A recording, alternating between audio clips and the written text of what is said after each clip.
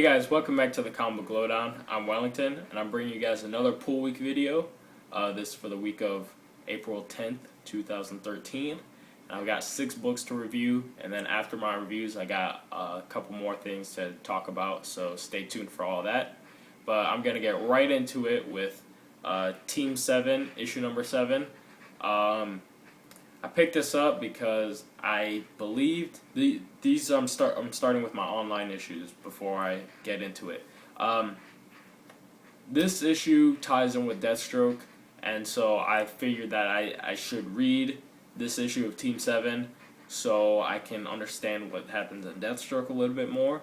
And that is the case because what's happening, and it sucks because issue number 7, I'm pretty sure, is jumping in the middle of a story arc, so I have no idea what's happening in Team 7, so it's kind of hard to explain what this issue is about, but what I get out of it is that Team 7 is going to Gamora to stop dictator Kaizen Gamora, the country of Gamora he's the dictator of, and so they go there and they're gonna go kill him because he's trying to open Pandora's box.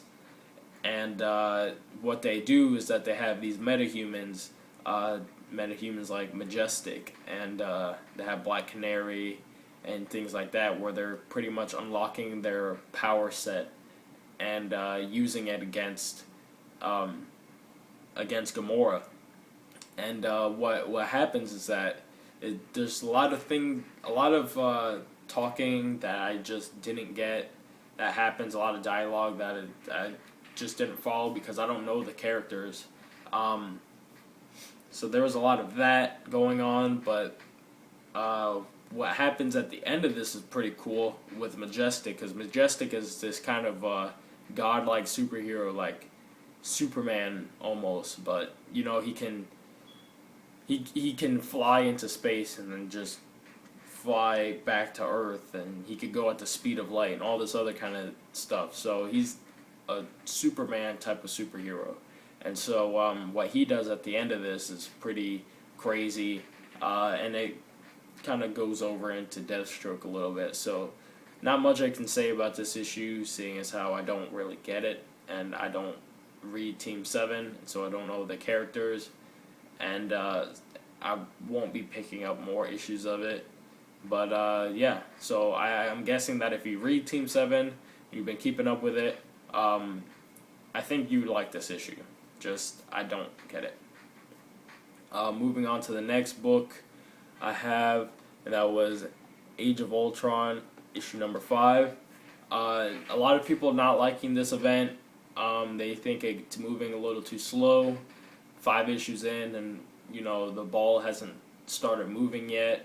But me personally, I've been enjoying this, and I think the character interaction is very entertaining.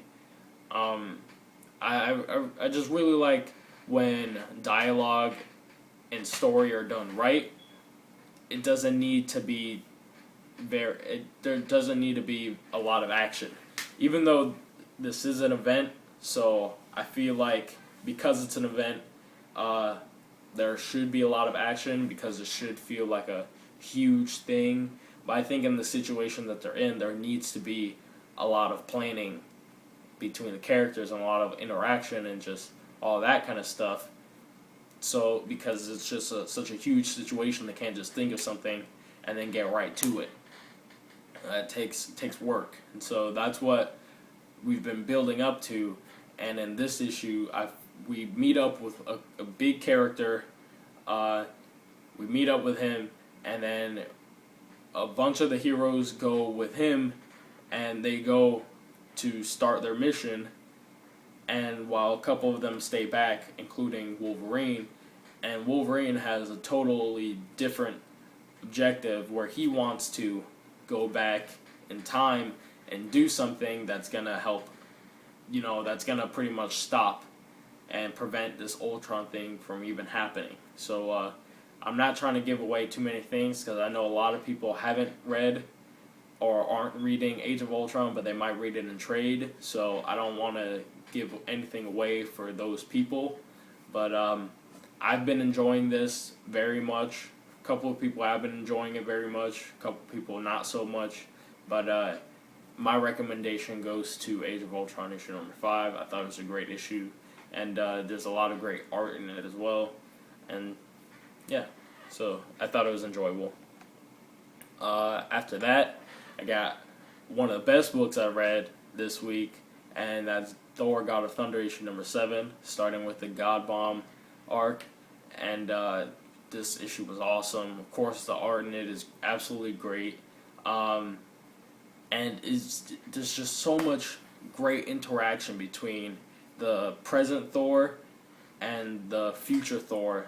That the present Thor we've seen a couple issues ago go into the future, and there's just such great moments between the two of them and their interaction. And the present Thor is kind of like, there's a lot of on the surface is them getting ready to battle against Gore, but underneath it's the present Thor is making the future Thor have more hope in himself and all this other kind of stuff, while the future Thor is impacting the present Thor by Thor in the present being like, this is how I grow up, and I seem to have grown up to what he says. I seem to have grown up to be my father, and so I thought that was kind of cool. They make a lot of jokes about Thor in the present being beardless, and then present Thor having this great beard.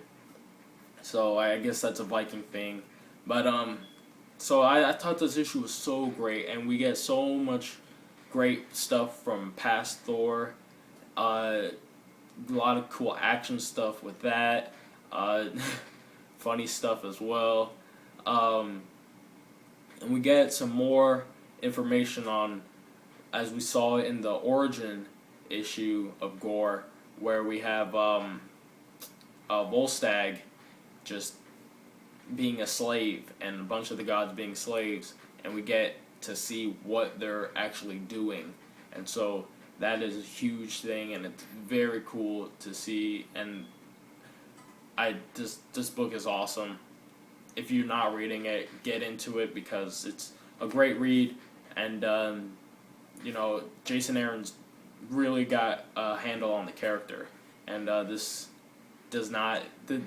character, this villain of Gore, he doesn't seem to be getting old. We're 7 issues in, he's still the villain, and every issue is fresh. So I'm definitely enjoying that about it.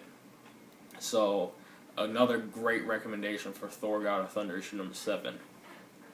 And my final online issue is Batman issue number 19, with a great full cover thing. I don't know what they're called, really, the term for it, but it's Bruce Wayne pointing a gun at Jim Gordon, and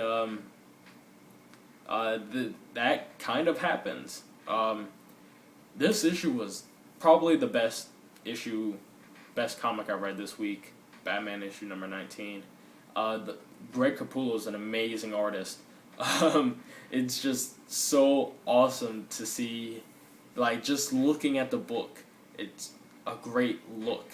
And then Scott Snyder writing, he sets the start of this book up in a way that you're like, what's going on? And then we go back and we see a little bit more information, and then we're like, this story is really forming itself very well, and it's got substance to it, and it's just a very cool idea, and I'm loving it. There's there's so many cool things in this, and the art in here just complements it so well. Pick up issue number 19, read it. Just, it's so awesome. I can't recommend it more. It's just so great. And the second story in here is very cool too. We got a Batman and Superman team up with and Alex Maleev on art, which I kind of had a problem with a little bit here and there. I don't think Superman looked like Superman really. He had like a little bit of a scruffy mustache at one point, and yeah, I did like when I love Maleev on Daredevil. He draws Daredevil amazingly, but he seems to draw guys with muscles all very slender like. They're just toned, and I think that Batman and Superman need to be, jacked guys, not, very ripped and toned guys, but, jacked, especially Superman. Superman was looking way too malnourished in that second story, but the rest of the art was great. The team up was awesome, and Superman's talking to Batman about, he wants to talk about Damian's death, and Batman's like, no, I'm doing a mission here. You're welcome to help me if you want to, but, just don't get in my way if you're not going to. And so it's, Batman is still trying to put everything down. He's trying to repress everything. So that's a cool thing, a cool psychology that they're doing in this book. So Batman issue number 19 was absolutely amazing. And then the two books I got here, I'll start off with Deathstroke issue number 19 with probably the coolest cover that I have. I could put this in my top 5 covers now. I could take out one of my covers and put this one in because this one is just awesome.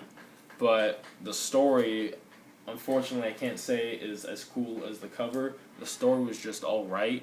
Again, it was tying in with that Team 7 stuff, and it seemed like it tied in way too quickly from the last issue to this issue. And there's just a lot of things that weren't kind of fleshed out. Maybe because I didn't know a lot of the characters, and Deathstroke. I like Deathstroke being on his own. That's why I like the Deathstroke 90s title, because he's on his own. And that's how I like to see Deathstroke. But here we get Deathstroke's family. We get Slade's family in this. The art in here is great. Edgar Salazar doing great stuff. And his son Joey, which makes the issue, enjoyable for me, entertaining. But most of my problems with it are at the beginning when we're back on the Team 7 stuff. And we find out that the Team 7 whole Kaizen Gamora stuff happened 5 years ago. And now with Deathstroke, we're in the present. And he has his eye patch where in Team 7 he had 2 eyes, which I was going to complain about, but that's a whole nother thing. But in this issue, my problems happen with the first half of the story, but the second half is very entertaining with Deathstroke's son Joey pretty much being able to mind control a bunch of people. And in this story, Majestic is coming back from being away, and you get a little more insight on that with Team 7. But he's coming back because he was gone. And Joey, being able to mind control people now, he wants to control Majestic. And they're trying to do everything they can to stop him without having to kill him. And kill the people that he's mind controlling, which happens to be the rest of Slade's family besides one of his daughters. And so there's a lot of cool action a lot of cool action in the second half of this. So I like that. I like the interaction at the second half of this. So I'm hoping that issue number 20, being the last issue of Deathstroke, ends on a positive note. This issue was it was okay. It was a good, okay issue. I won't go ahead and lift it up like I have with Deathstroke issues in the past. But I was entertained with the second half. The first half was whatever. And the final book I have here is Wolverine, issue number 2. This issue was good once we finally started getting to Wolverine stuff. At the beginning, there's this stuff with, I'm guessing, some dirty cops and some drug dealers that it jumps right into the dialogue, like right into the middle of a conversation. They're kind of using talk that's kind of roundabout, not to the point, like how you would expect a gang member to talk, kind of in their own code. But I was so confused at that first part. I've read it 4 times. Don't know what's going on. And we got some dirty cops, and this whole thing happens. And then we jump right back into Wolverine chasing after the kid again, which then the issues started getting better. But the dialogue in here was confusing a lot of points throughout this whole thing. And it took, a little bit more thorough reading to find out that the kid is being mind controlled. There's somebody behind all this stuff. And so there's somebody mind controlling a bunch of people, and the person's pretty much gauging Wolverine's character. He's kind of like, I'm learning new things about you all the time. Wolverine's just like, you don't know anything about me. And he's going after the kid. And there's just a lot of action stuff in here, which is great stuff. And a lot of changes in here, which is also really cool. We get Nick Fury in here. And a huge thing happens at the end. And by huge, I mean comics-wise and literally huge. And this changes the whole story. And so I think that's pretty cool. There's a lot of this book still feels kind of buddy cop like to me. We had the actual cop talk to Wolverine last issue, and now we're getting Nick Fury kind of going back and forth banter with Wolverine. The funniest part in here, Nick Fury refers to Wolverine as the Paul McCartney of superheroes, because Paul McCartney was on a bunch of different bands and doing his own thing and all this kind of stuff. So he's like, since you're the Paul McCartney of superheroes, what team would you like to be on this? Either the X-Men or the Avengers or X-Force, something like that. And so I thought that was pretty funny. And so Wolverine, issue number 2 was good. Wasn't as good as number 1, but it was enjoyable. And but I'm really hoping that we can get back to, great stories, not just stories that move along, because then I might have to pick up no Wolverine stories, which I don't want to do because I like the character and I want to read more of them. So I want this to be better, is what I'm pretty much saying. I want this to be better, but this wasn't bad. And yeah, that's all the books that I had this week. I want to get to the poster that I got. I told you guys I was going to buy one of those $1 posters from the comic shop I go to, and I did, and it's huge. You got to be delicate with this, but got the Nova issue number 1 cover, and this is a huge poster.